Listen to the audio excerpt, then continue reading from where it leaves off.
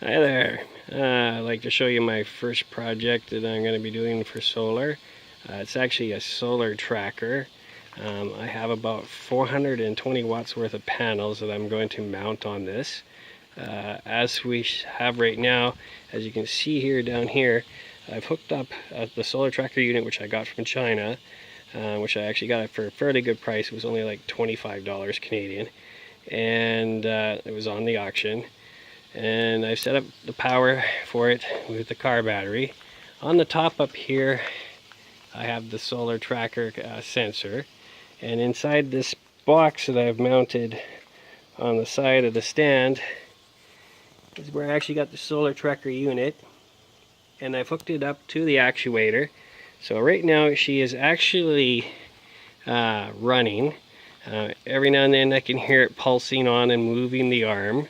So I'm kind of setting up, trying to figure out the limits at which it can go. So when I'm actually going to put it in the spot that I'm going to put it in, I have the kind of the idea at which angle I need to set it up at. And the stand itself actually came from an old satellite dish, one of them 8-footers. I got it from a buddy, and but his version was mounted into the ground on a post.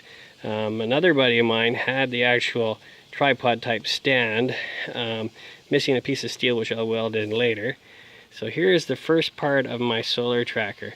I've also mounted that box on there, which are all the hardware is going to be mounted inside for. So once I have this part where it actually set up and tracking the way I want, I will mount on up here. I'll put a nice square piece unit here to show, or to mount the panels on, and I'll run some angle iron to mount the panels on. So anyways, this is the first video in my series on my solar tracker.